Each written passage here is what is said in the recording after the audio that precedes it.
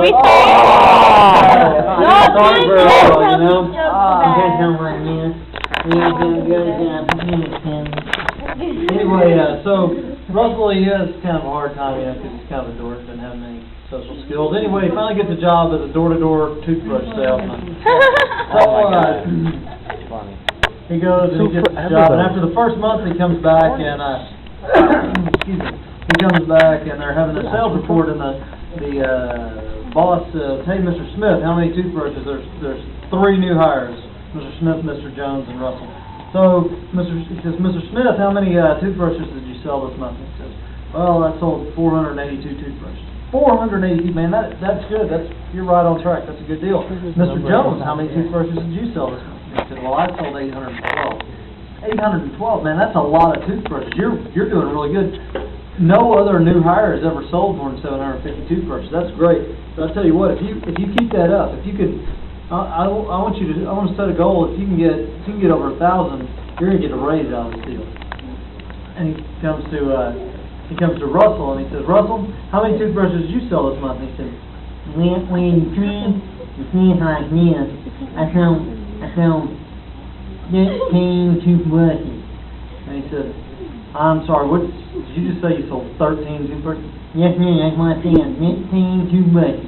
And he said, 13 toothbrushes, that's terrible. I mean, nobody's ever sold 13. We had a guy that died 2 years ago, and he sold 28 toothbrushes. I mean, come on, what are you talking about, 13? What are you doing? He said, Well, you see, I know what you're doing, I knock on the door, and I answer the door, and I say, "Hello, would you like to buy a toothbrush?" And you better just saying that nobody's in my face. And he said, "Okay, well, Russell, you know, I'm going to give you another chance. I'm going to give you another month to try to get your sales up. But if you don't, I'm going to have to let you go because I can't have, you know, I'm just going to set you a goal of 200. If you can't sell 200 toothbrushes in the next month, I'm going to have to let you go. What you need to do is get a gimmick, you know, think of a trick, something catchy that people will want to buy a toothbrush." Okay, I can do that.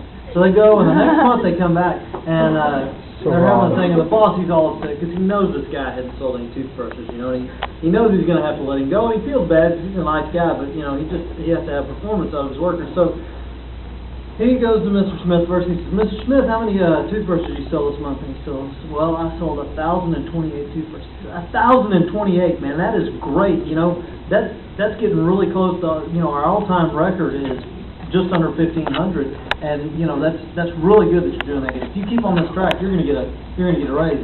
Now, Mr. Jones, last month you set a record for a new guy. What'd you do this time? You know, I told you, you know, you're doing pretty good there.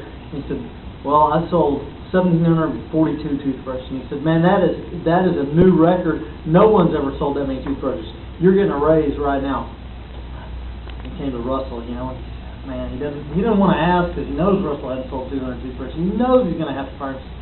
Russell, you know, I got to ask, how many did you sell this month? I told you if you had to sell 200. If you didn't sell 200, I'm going to have to let you go. So how many did you sell? He said, When things like this, I sold 12,483 toothbrushes.